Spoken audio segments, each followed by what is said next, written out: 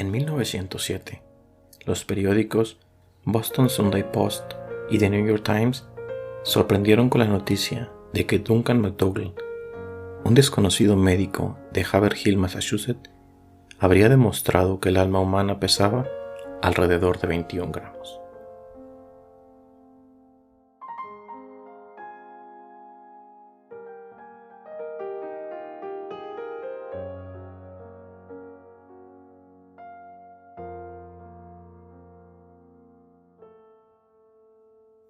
Hola, buen día, ¿qué tal? Bienvenidos a Ya se murió Benjamín. Estamos muy agradecidos y contentos por todo el apoyo que nos han dado en estos 3 capítulos que tenemos ya. Y el día de hoy, pues aquí estamos nuevamente. Les recuerdo que yo soy Lupita. Y yo soy César. Y como bien dices, vamos a iniciar el 4º capítulo de nuestro podcast, que esperemos que les sea de su interés. Como mencionábamos al inicio, vamos a estar hablando un poquito del alma. Entonces vamos a tocar temas un poquito, pues que tienen que ver a lo mejor con las creencias de mucha gente. Habrá gente que lo crea, habrá gente que no lo crea. Es un tema que pues se deja abierto para los que crean o no. Son discusiones muy respetables de cada persona, ¿no? Pues sí, aquí vamos a entrar en discusión. No creo que discusión, no creo que discusión porque el tema cuando yo lo escuché por primera vez me llamó mucho la atención y precisamente me llamó la atención por 2 cosas. Una tiene que ver mucho con el antiguo Egipto, que como tú sabes, pues yo soy un poquito fan de todo eso. Y tiempo después, o hace menos tiempo si lo queremos ver así, escuché información de lo que platicábamos en la introducción, de que a través de experimentos médicos se ha probado, se buscó probar la presencia o la existencia del alma y que estaremos ahorita hablando de eso. Yo no, la verdad este tema para mí es nuevo porque yo no sabía y es más cuando me dijiste de qué íbamos a hablar, no era algo que en mi vida lo hubiera pensado antes, o sea, no era algo que me había pasado por la cabeza. Que tenemos alma. Pues que tiene un peso, más bien. Eso es seguro interesante. Y bueno, para ir entrando en materia, me voy a ir poquito atrás en la historia, como unos 1200 años antes del nacimiento de Cristo. Nada más para eso. Y me voy a dar parte con los egipcios. Y pues los egipcios evidentemente no veían la muerte como un fin. Para ellos pues es el inicio de una vida que parte hacia el más allá. Lo mismo que muchas de las religiones cristianas que tenemos ahorita en la actualidad o de las más conocidas, por así decirlo. Entonces para los egipcios la vida real o la vida definitiva era en un reino que estaba después de la muerte, que era conocido como el reino de Osiris. Y de esta creencia o de estas de la religión que ellos profesaban, pues se derivan muchas ideas y de por qué buscaban ellos la trascendencia y todo ese tipo de cuestiones.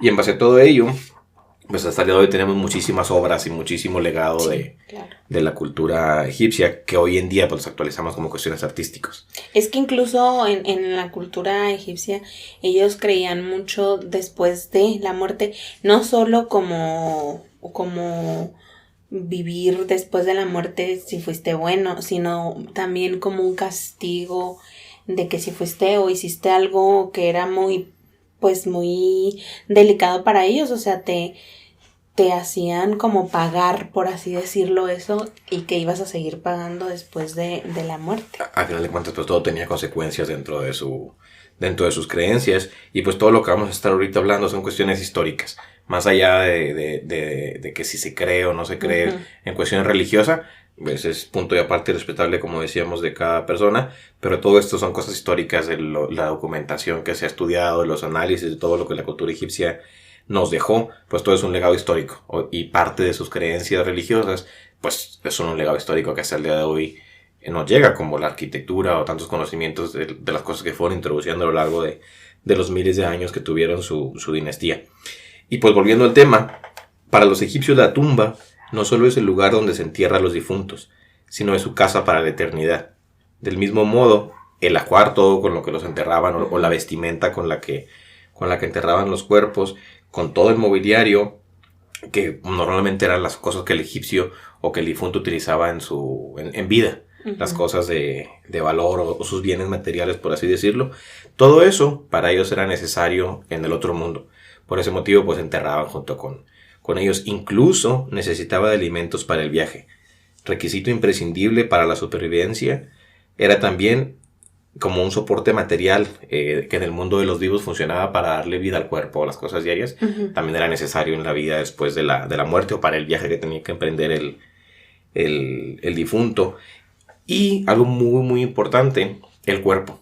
El cuerpo era vital para que la persona que fallecía pudiese entrar al mundo de los muertos.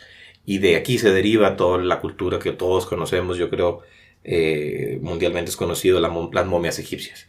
El proceso de momificación que realizaban para preservar el cuerpo era con ese objetivo, que el alma de la persona pudiese tener un cuerpo para sustentarse y poder entrar al mundo de los muertos. Entonces, por ejemplo, en lo que sería la cultura egipcia, no cremarán los cuerpos como en muchas otras que sí los hacen cenizas. No, los egipcios, el proceso era la momificación. En la actualidad, las momias más conocidas o las más famosas son las de los faraones. ¿Por qué? Pues porque eran enterrados en tumbas, obviamente, con muchas, muy ostentosas, con muchos honores, y su cuerpo era preservado. Y aparte del proceso de momificación, era un proceso costoso. Entonces, y había como que diferentes grados de momificación, más especializados, menos especializados. Obviamente, el cuerpo de un faraón no era momificado igual que el de una persona común del pueblo, un esclavo, una persona de clase normal, por así decirlo, dentro de la sociedad egipcia.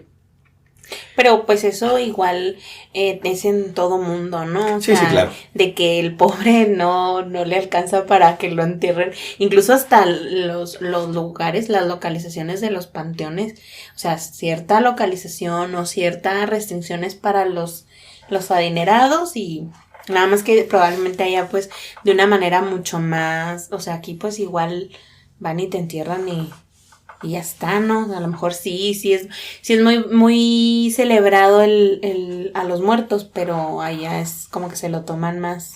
Pues es que es diferente, hay muchas similitudes, como bien lo mencionas, pero pues hay también grandes diferencias.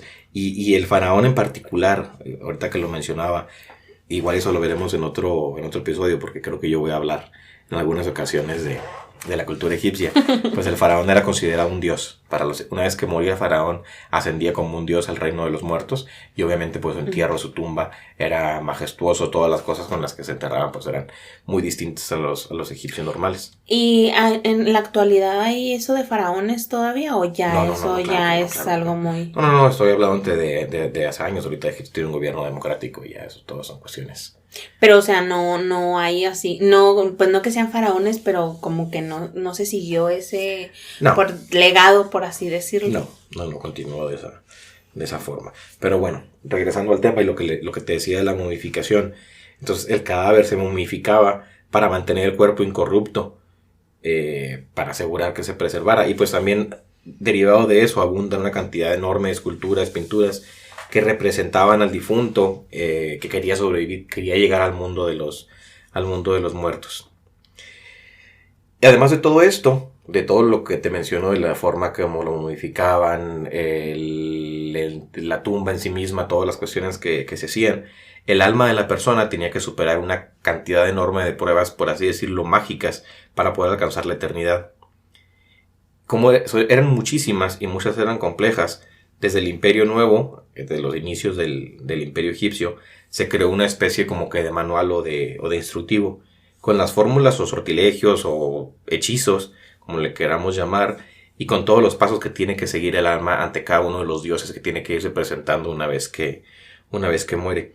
Esta guía, creo que ahorita la mencionaba, se le conoce como el libro egipcio de los muertos, pero en su momento los egipcios lo conocían como el libro para salir al día, que como yo lo veo es como que el manual para vivir un día a la vez, como luego decimos ahorita, ¿no? Uh-huh. Los pasajes de este libro se representaban en los frescos que decoraban la tumba, en el sarcófago, en las mortajas y en papiros que depositaban junto al cadáver. Entonces, como este era un instructivo muy importante, lo dejaban por todos lados dentro de la tumba. Incluso se enterraban con copias dentro del sarcófago, con ese papiro que contenía los pasos y las instrucciones para poder pasar al más allá o pasar todas las pruebas que tenían que enfrentar. O sea, las instrucciones eran como para el cuerpo, o sea, poder seguir esas instrucciones e ir al más allá, Sí. o sea, o para que alguien que los encontrara en un futuro. No. Son para el difunto. Son instrucciones para el difunto. Oh. Entonces, dentro de este mismo manual vienen muchísimos, también yo creo que podría ser tema de capítulos y capítulos porque es un manual muy grande con todas las instrucciones, pero dentro de todas estas instrucciones, de todos estos ritos a realizar, el que cobraba especial importancia es el conocido como el pesaje del alma ante el dios Osiris, que es por lo que quiero llegar ahorita a este mismo tema. Entonces, ese yo creo que es, tanto para los egipcios en aquel momento era una de las partes más importantes. Y al día de hoy, yo creo por el significado que tiene y por la similitud con muchísimas creencias y muchas religiones, esta parte en específico del pesaje del alma se volvió muy significativa y ha sido es una de las partes más famosas de la cultura egipcia dentro de las cuestiones religiosas. Entonces, por ahí les estaremos colocando una imagen en redes sociales de esta parte en específica para que la veamos, porque iconográficamente es muy rica, tiene muchos elementos y es muy interesante. Ahorita vamos a platicar de ellos para que la puedan también por ahí apreciar.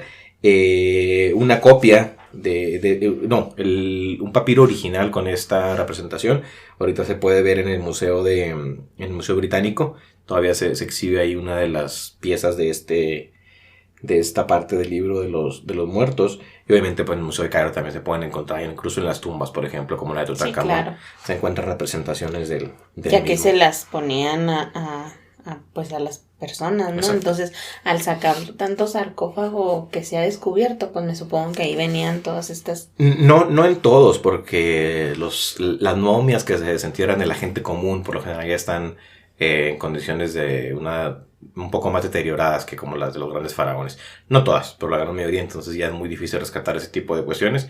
En tumbas muy importantes o que se han descubierto intactas, como el caso de la de Tutankamón del siglo pasado, sí se logró recuperar mucha información. En muchas de las tumbas, ya cuando las encuentran, ya habían sido saqueadas hace muchos años por asaltadores de tumbas y eso. ¿Cuántas momias no existirán? Exacto. Y todavía hasta la fecha que a lo mejor no han descubierto. A lo mejor buscaron pues las más importantes, como mencionas, ¿no? De faraones importantes, pues para tenerlas en museos, o estudiarlas. O robarse todo lo que está dentro de las mismas. Sí, pero al enterrarlos, por así decirlo, o sea, era el sarcófago y las cosas estaban dentro del sarcófago o alrededor, así como un lugar al que tú podías entrar y... Las tumbas, haz de cuenta, imagínate una casa, vamos a decir una casa, por ejemplo, de 3 habitaciones. Uh-huh. En la sala es la parte donde entras y ahí tienes ciertos accesorios, todo lo que utilizaba el difunto en vida, y luego es un cuarto al fondo con más accesorios. Hay un cuarto especial donde se colocaban al momento de momificar el cuerpo, le sacan los dentros, el corazón se coloca en una bandeja en especial. Uh-huh. No es cierto, el corazón se le deja, perdón.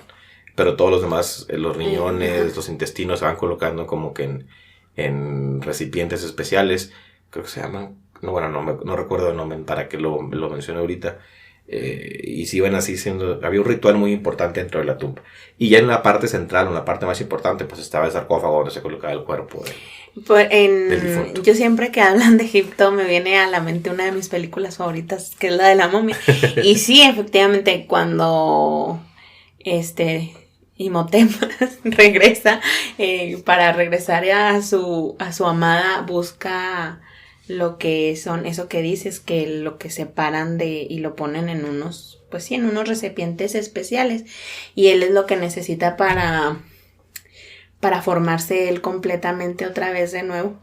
Sí. Entonces, o sea, sí hablan mucho de ese tipo de detallitos en esa película de la momia. Y es mi película favorita. Sí, creo que si no me falla la mente, se llama vaso cánopo o vaso canopial, algo así, donde se colocaban los órganos del difunto.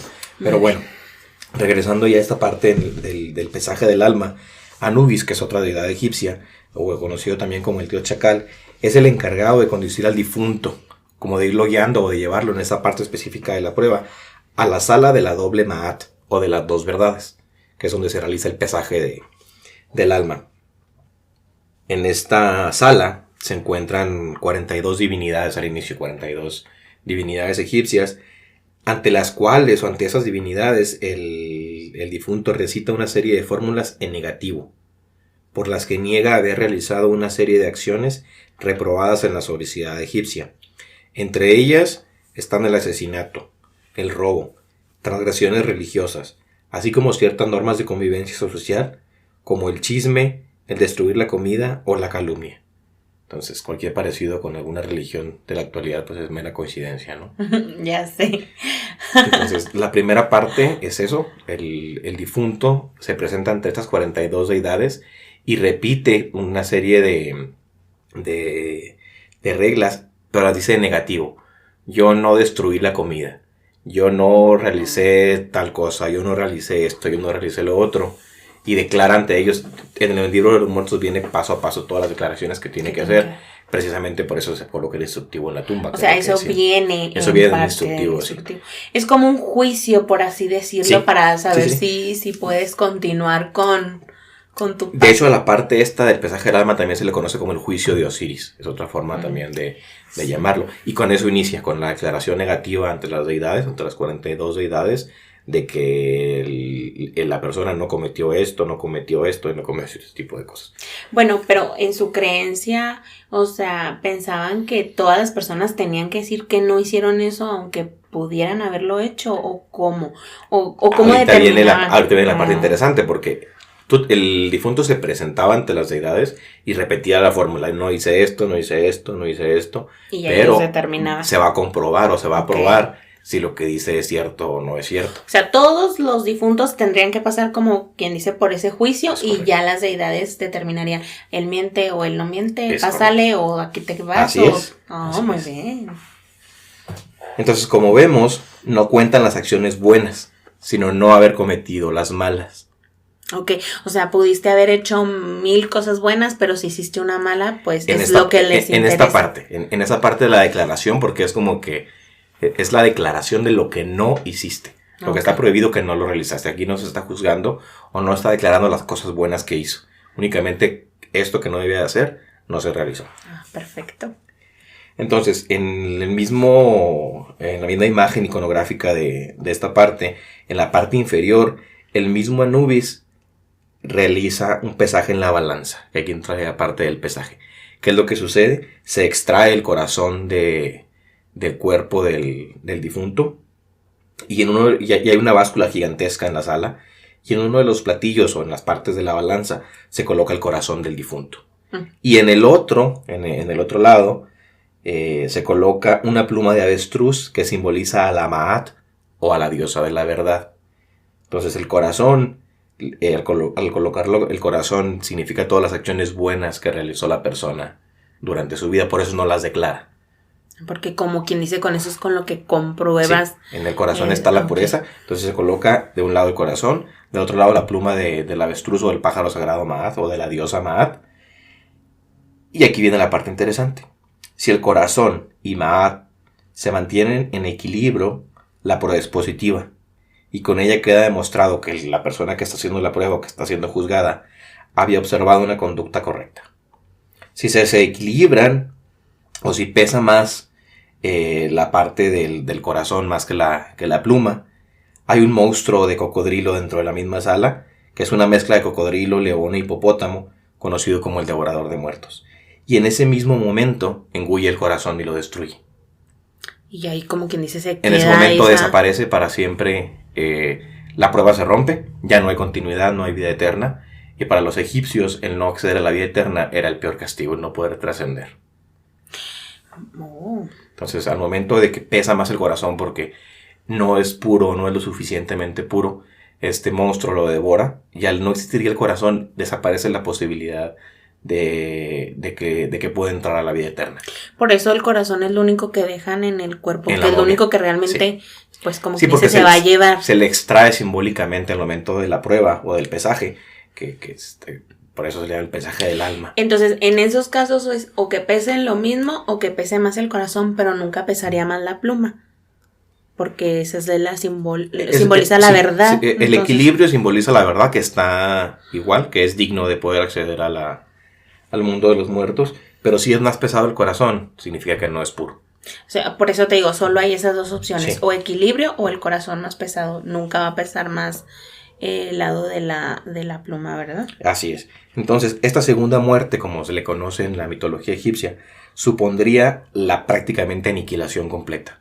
Ahí desaparece, ya no hay forma de que entre. Y luego aquí aparece otro dios, el dios Tot, que tiene una cabeza como de un pájaro Isis, que él está como que registrando el resultado de la Prueba, por prueba. así Exacto. decir. Entonces él tiene una tablilla y está registrando si pasó o no pasó la Qué pesado. persona. Aquí tengo una imagen, mira, aquí te la voy a mostrar. Aquí está siendo pesado el corazón de un lado, la pluma, aquí es el cocodrilo, listo para engullir el corazón en caso de que la prueba resulte negativa. Y aquí está todo registrando pues el resultado. Aquí está la persona que está siendo juzgada, conducida de la mano para que se le pese el corazón. Oh, muy bien, esa imagen para que la vean. Algo que te iba a comentar, que qué problemático con esas creencias como tan estructuradas de pensar que tu difunto no vaya a pasar la prueba, ¿no? O sea, es como orarle a no sé qué le oren allá, pero Pues es que, de que por favor pase la prueba. Pues era parte de su religión y durante la vida del egipcio pues se esforzaba por cumplir lo que tenía que cumplir para ser digno una vez porque sabía que en algún momento iba a llegar a esa prueba y pues se esfuerza durante en vida en cumplir lo que tiene que respetar para poder ser digno de entrar al mundo de los muertos. Entonces prácticamente allá no es como que haya un cielo y un infierno, ¿no? Al comerte el corazón, pues eso prácticamente Desaparece, sería exacto. Tu infierno, por así El decirlo. no trascender, dejar de existir por completo. Oh, muy bien, muy interesante. Bueno, ahora vamos a ir con la parte positiva. Una vez que el difunto pasa la prueba, es presentado triunfalmente por Horus. Aquí si te puedes ver la imagen, aquí va Horus, va el difunto. Ya pasó la prueba, ya es presentado de manera triunfal por Horus a su padre Osiris, que es el rey de los muertos. Osiris aparece momificado y portando el báculo y el látigo, símbolo del poder soberano, que luego también hablaremos y lo puedes ver aquí. El báculo y el látigo son los símbolos de poder que utilizaban los faraones. Muy bien. Esa imagen está muy interesante. Sí, tiene muchísimo simbologismo. Muchísima simbología, perdón. Entonces, Osiris, como te decía que es el rey de los muertos, Osiris aparece momificado y porta los símbolos de poder. Su trono se levanta sobre el lago de Natrón, del que emerge la flor de loto, con los 4 hijos de Horus. Detrás se encuentra Isis y Nefertiti. Hay muchos elementos aquí, mucha historia egipcia que en su momento podemos ir tocando, pero sobre todo la parte de todo el simbolismo y sobre todo el pesaje del alma, a mí es algo de lo que se me hace muy interesante, porque tiene mucho simbolismo y mucho sentido, al menos hace mucho sentido con llevar una vida buena, una vida mala, o que al final de cuentas si crees en algo después de la muerte, pues va a haber cierto juicio para determinar qué tan buenos o qué tan no buenos fuimos, independientemente de cualquier religión. La mayoría de las religiones yo creo que llevan este principio. Sí, en todas las culturas yo me supongo que pues que creemos y me considero que creo eso, ¿no? Que probablemente tenemos que pagar por las cosas malas que hicimos o que también pudiéramos ser premiados, por así decirlo, por las cosas buenas que llegamos a hacer. Que incluso a veces ni siquiera, o la mayoría de las veces ni siquiera necesitas morirte, ¿no? Pues... Pero bueno, ya, o sea, de que existe el bien y existe el mal y de que cuando obras mal te va mal, eso es muy cierto, ya sea en vida, ya sea en muerte, y yo creo que todas las culturas representan eso de alguna manera. Aquí en la egipcia, pues muy interesante, ¿no? Todo y tan detallado, sí, tan bien armado y estructurado. Exactamente, ¿no? porque, o sea, hasta hacer un manual y un instructivo de cómo poder llegar al más allá, pues sí está muy interesante. Les importaba, o sea, le daban, sí. Era tal la importancia para ellos que pues se preocupaban por incluso crear un instructivo paso a paso, ¿no? Sí, y realmente pues era un instructivo que al final de cuentas te iba a servir a ti en un futuro, ¿no? Porque... Sí, claro.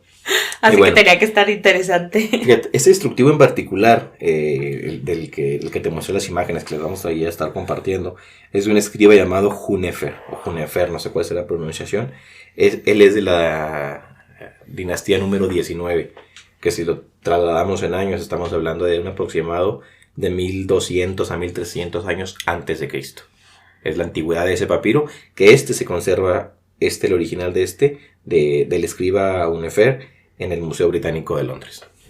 Entonces, sería interesante ir a visitarlo en algún momento. Sí. Y fíjate, desde el año 1270, 1300 antes de Cristo, vamos a dar un brinco en la historia, muy abrupto, hasta 1907. Ya no tan lejos. Pues ya es un poquito más... Ayer. Del siglo pasado, un poquito más de 100 años. Un poco más de 100 años de esto, que tiene relación, al menos yo relaciono una cosa con la otra. ¿Por qué? Por la parte que tiene que ver con el alma. Entonces, los egipcios tenían su creencia, ellos creían en el alma, en la vida eterna, todo ese tipo de cuestiones. Y a lo largo de la historia de tantos años, obviamente muchísimas religiones y muchísimas creencias han afirmado la existencia del alma y la creen como una sustancia que es la que le da vida al cuerpo. Luego por ahí vienen que si fuéramos los seres humanos un vehículo, el alma sería la gasolina, porque es la que lo hace que funcione y ese tipo de cosas. Muy bien. Entonces pues siempre ha existido esa creencia. Y en 1907, como mencionábamos en la introducción, hay un médico que hasta su momento, hasta esa fecha no era pues conocido, era un médico local, era un investigador local ahí en Massachusetts,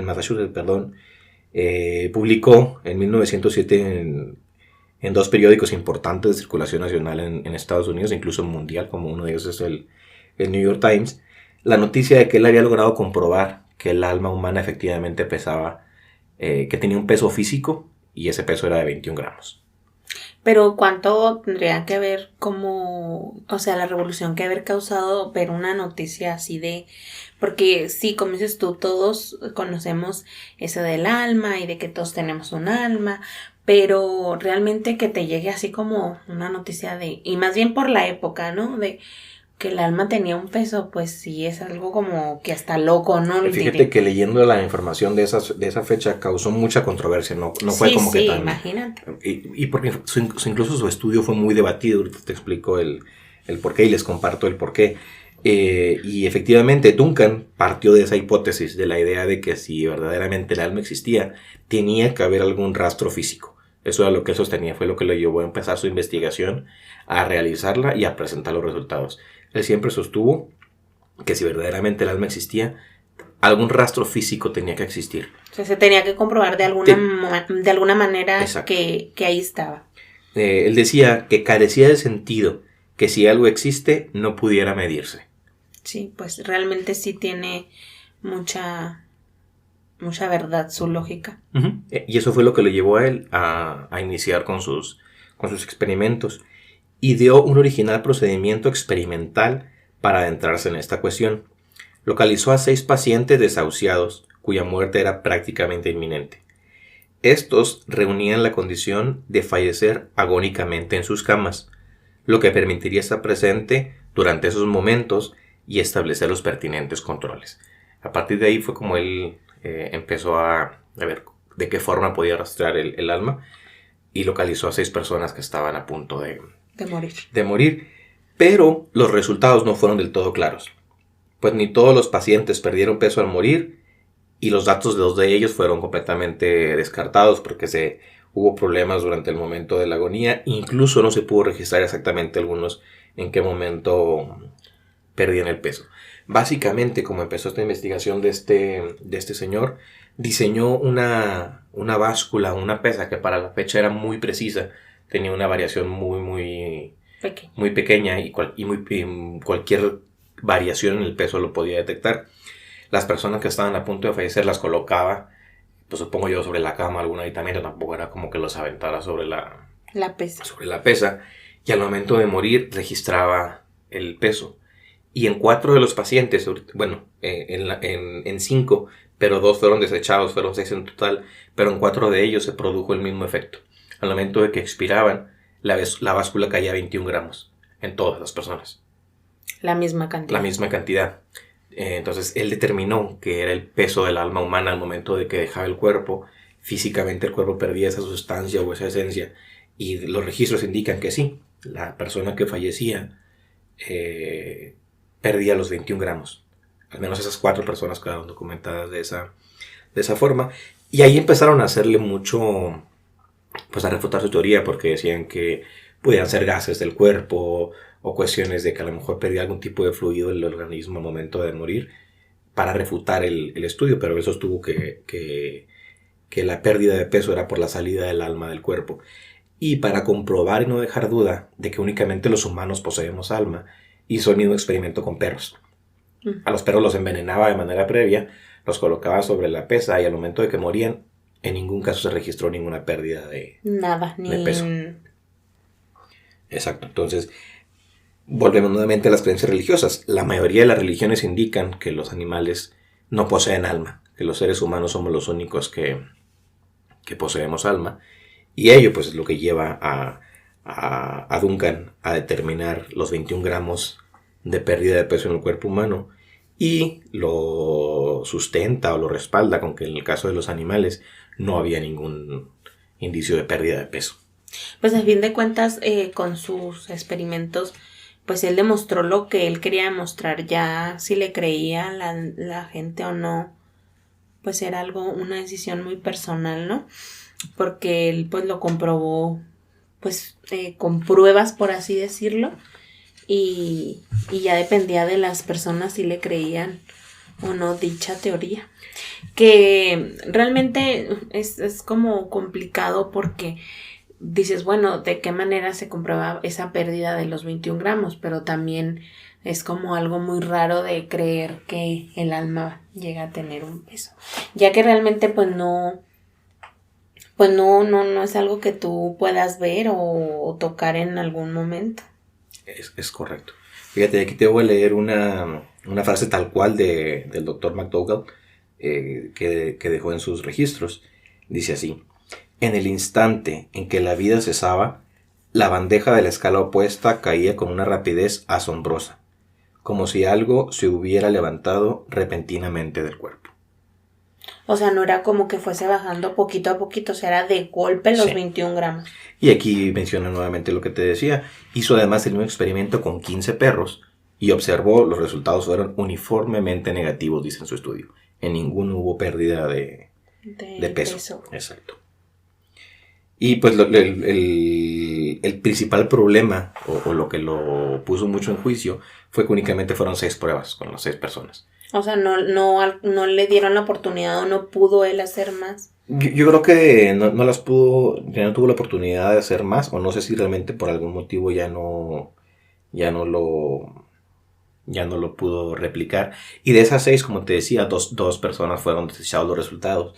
Una, porque el paciente murió casi 5 minutos de haber puesto en la cama y no se pudo determinar la hora exacta de cuando murió y no se pudo hacer la medición. Y otro de ellos murió mientras estaban ajustando la báscula. Entonces tampoco se pudo tomar Pero entonces la decisión, por ejemplo, las 4 personas que sí quedaron con los 21 gramos, los ponían antes y ahí lo estaban cuidando hasta que fallecían. Y fíjate, hay uno de los casos, también está muy interesante. De ese no encontré mucha información, nada más en un artículo lo encontré, pero se me hizo bastante interesante, porque en esta persona, cuando muere, efectivamente registraron la caída de peso de los 21 gramos. Pero la persona como que recupera el conocimiento unos segundos después. Y la báscula vuelve a subir esos 21 gramos. Posteriormente expira otra vez de nuevo, no sé si decir que la primera vez no había sido una expiración, y la báscula vuelve a caer, el peso otra vez.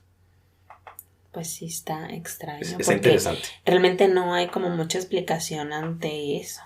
Por ejemplo, más bien en ese caso, ¿no? De como los otros que dices que podían ser, que explicaban que podían ser tipos de gases que tuviera el cuerpo. Pero por ejemplo, esa persona que se fue y luego se le bajó esos 21 y luego volvió y se los subieron y lo recuperó otra vez. Pues sí está un poquito ahí extraño. Pero también está así como de que te lo dicen y yo realmente pues no es algo como que me cuesta trabajo creer lo que sea posible. ¿Tú qué crees? Ahora tu opinión. Primero, ¿el alma existe o no existe? Bueno, lo vamos a dejar así porque no vamos a tocar temas aquí de posicionamientos. Es extraño porque es algo que, como dices tú, no se puede pues no puedes comprobarlo. O sea, yo puedo creer por cuestiones religiosas, como lo decíamos, pero realmente no es una parte del... O sea, ves un anatomía y no está en ningún lado el alma. O sea, no sé, no es algo que... Realmente es como algo que yo siento que se nos inculcó para ser buenas personas y de tener ese conocimiento del bien y del mal y de saber qué decisiones tomar, pero bueno, ya como te digo, eso es meterte en terrenos que no debemos de meternos. De acuerdo. Yo en lo personal, yo sí creo que el alma existe. Ahora, que se pueda medir y que se pueda pesar, pues ahí sí tengo mis reservas. El estudio del doctor me parece muy interesante. Sí, claro, porque sí. Como que te da un indicio de algo, te da... Pues, sí. Quieras o no, es una investigación que pues vale la pena echarle un ojo, vale la pena comentarla, vale la pena voltearla a ver un poco, porque es interesante. Cuando yo lo escuché por primera vez, creo que está ahí por ahí una película, no recuerdo cuál es el nombre de la película, pero que se basó en los experimentos del doctor, porque pues no deja de llamar la atención. Son temas ahí como que, caray, ¿de qué se trata esto? Así. Sí, o sea, sí es algo muy interesante, pero ¿te imaginas como paciente o familiar del paciente que llegue un doctor y te diga, oiga, pues fíjese que me gustaría ver si me regala a su muertito, bueno, a su futuro muertito? Su futuro muertito. Yo creo que la época era muy distinta. Quiero pensar que con las personas que se hizo la prueba, menciona que eran personas ya con un diagnóstico ya de una enfermedad terminal, desahuciados. Probablemente pues a lo mejor hasta ellos mismos decidieron, pues estuvieron de acuerdo en participar en el estudio. Es un poquito algo parecido ahorita a la donación de órganos, ¿no? Que de forma consciente tú decides que una vez que mueras donas tus órganos para que otras personas los utilicen, ¿no? O incluso muchas personas donan su cuerpo a la ciencia para que sea estudiada. Sí, es valioso, ¿no? Porque pues a fin de cuentas ya tu cuerpo pues no sirve para... Y si puede ser para nada, ¿no? Y si puede servir para... ayudar a los... Exactamente, o encontrar una cura de algo. Ahora, eso es en la actualidad. Si nos regresamos al 1200 a.C., los egipcios no pensaban eso. No, y el cuerpo era sagrado, pero... El cuerpo tenía que preservarse en su totalidad para asegurar. Sí, porque de ahí viene también un poquito de que por eso no nos deben de hacer cenizas por la reencarnación y bueno, son muchas cosas que ese tema, religiosas, culturales. Ese tema es delicado. Eso también del cremado, porque no todas las religiones están de acuerdo.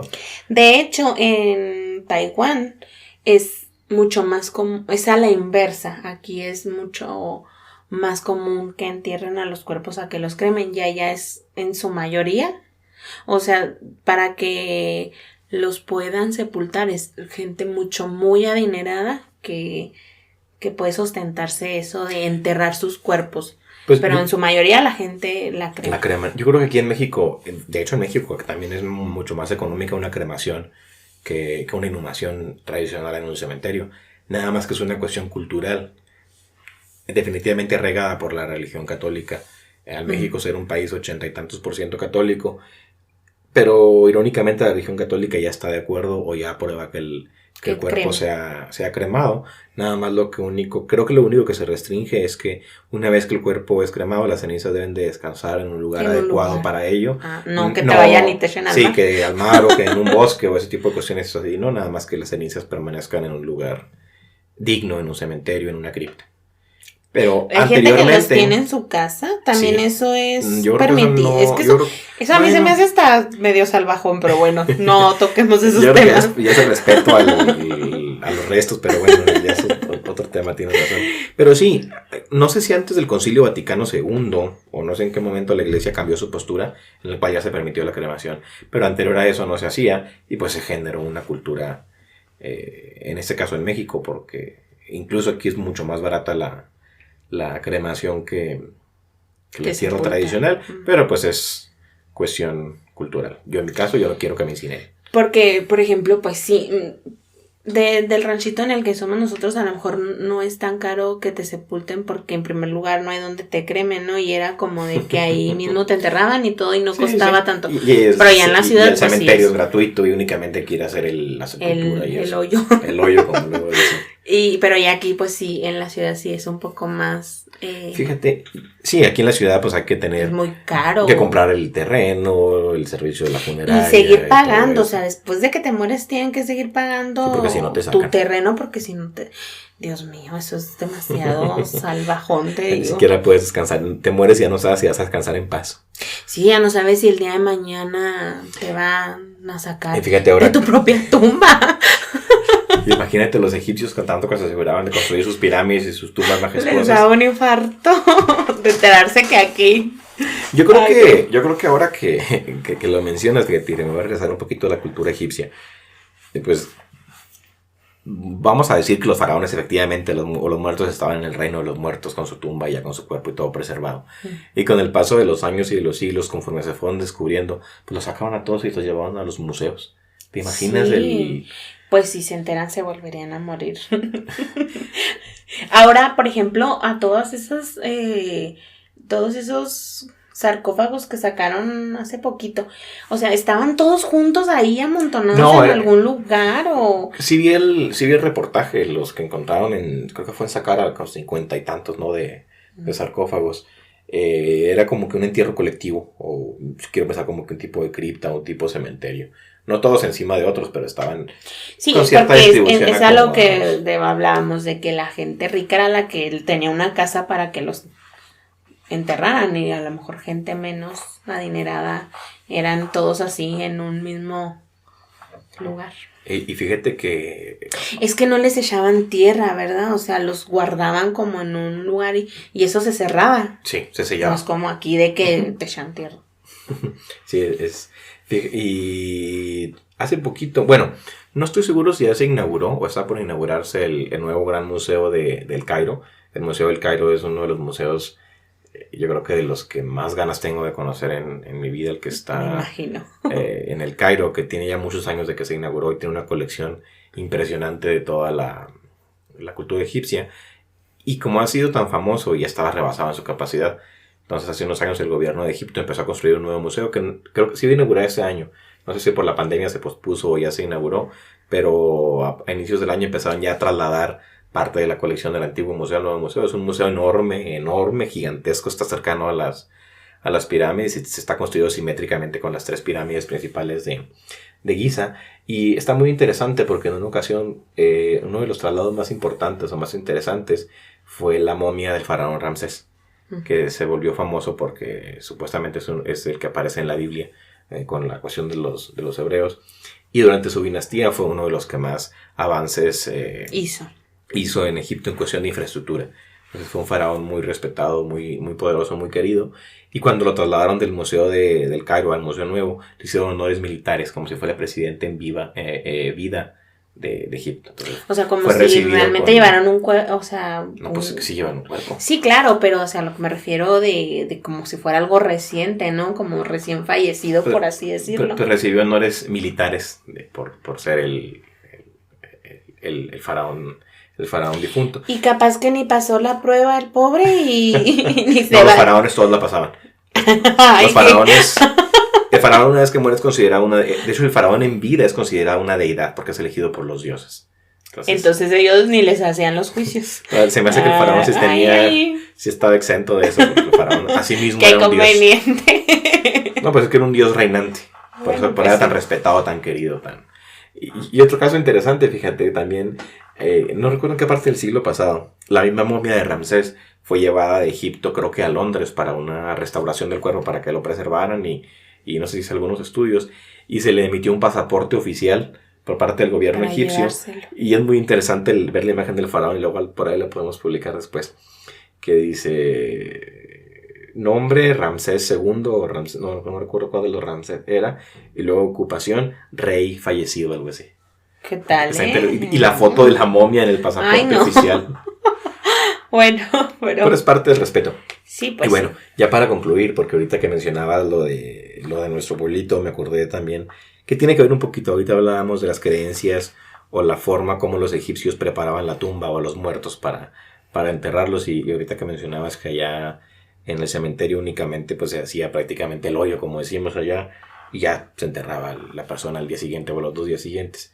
Recuerdo una costumbre que Quiero pensar que todavía se sigue llevando a cabo, no sé. Afortunadamente hace mucho que no vamos Gracias a Dios. a ningún funeral. Gracias, afortunadamente. Pero cuando se cavaba la tumba, por lo general se cavaba un día antes y durante la noche iba gente y se quedaba en el cementerio velando la tumba para que el diablo no se apoderara de la tumba. Eso no lo sabía yo. Sí, eso sí me tocó. Eso... Bueno, es que en cuestiones de ese tipo tú sabes muchas más cosas que yo. y se cuidaba la tumba. Ya después, fíjate, eso me acuerdo cuando estaba muy, muy chiquito porque mi abuelita siempre fue mucho a llevarme a los panteones, muchísimo. Le gustaba mucho a ella ir, me lo inculcó a mí, ir a los cementerios, limpiar las tumbas, ir a orar por las personas, todo eso. Mucho y me platicaba todas esas cosas. Y me tocó verlo o a lo mejor, no atestiguarlo porque realmente nunca lo hice, pero que murió tal persona y que se van a ir a quedar tal y tal y tal y tal al panteón para velar la tumba. Ya después más grande, ya me tocó que ya no hacían eso. Únicamente dejaban las palas en forma de cruz arriba de la sepultura para abierta cuidar. Y ya con eso era suficiente.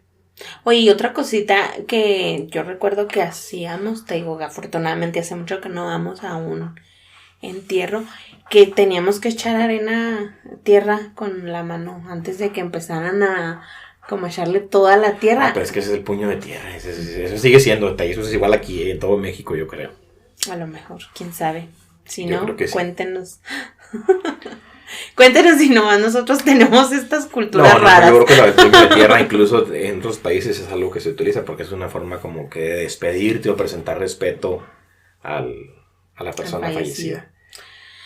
Y ya, esto es todo. Bueno, por el pues día de hoy. por el día de hoy estaríamos concluyendo. Coméntenos por ahí en redes sociales qué les pareció, si ya habían escuchado del tema, esto. del pesaje del alma. Nos fuimos un poquito más, yo creo que del lado egipcio, no lo puedo evitar, siempre que toco esos temas me voy más por ese lado, pero sí queríamos compartir con ustedes las dos vertientes, cositas. La parte de un poquito de la cultura egipcia y el estudio del doctor, que fue pues a inicios del siglo pasado. Esperemos que hayan aprendido algo nuevo y que se hayan sorprendido al menos como nosotros. Yo sí aprendí muchas cosas nuevas. Y siempre decimos que vamos a grabar poquito y terminamos yéndonos, pero como hilo de media. Como hilo de media. Pero bueno, pues eso es todo, yo creo, ahora sí ya. Sí, nada más para finalizar, como siempre, síganos en redes sociales, como Ya se murió Benjamín-podcast, en Facebook, Twitter e Instagram. Y pues déjenos por ahí los comentarios. Recuerden que también subimos imágenes de cada capítulo, de lo que estamos hablando, de lo que comentamos, para que tenga un poquito más de relación lo que decimos y se complemente. En este caso yo creo que es importante el papiro del pesaje del alma egipcia, va a ser importante por ahí ponerlo. Pues sí, porque básicamente todo el tema fue casi como de esa imagen, sí. ¿no? A ver si voy a buscar una imagen porque tengo varias del papiro, pero voy a ver si encuentro alguna con la explicación, como que señalando cada una de las partes y lo que significa, porque sí está interesante, sobre todo para mí, que me gusta mucho. Y me supongo que a lo mejor pueda llegar este podcast a alguien que también le guste mucho. Y si no le gusta, pues le puede empezar a gustar. Puede ser una buena introducción a la gente que nunca ha escuchado nada de la cultura egipcia, puede ser una buena forma de conocerlos. Esto es un poquito, tiene que ver con la parte religiosa, si hablamos de los logros matemáticos, arquitectónicos, son innumerables, pero eso sería una parte de la cultura mística o religiosa del antiguo egipcio. Pues bueno. Es todo, yo no tengo ya más que decir porque seguimos, mira, como hilo de media. Seguimos como hilo de media, esa es la frase una frase ofensiva, pero no lo digo con ese afán, al contrario, porque yo también soy gordita, pero nos fuimos como gorda en tu boca. Pero así somos nosotros. Sin ofender el contexto, es únicamente la expresión, es muy buena. Es cotorro, ¿eh? Bueno, pues cuídense, que estén muy bien, les mandamos un gran abrazo y pues estamos en contacto, les agradecemos todos sus comentarios y sugerencias para seguir mejorando. Gracias, bye. Hasta luego, gracias, bye.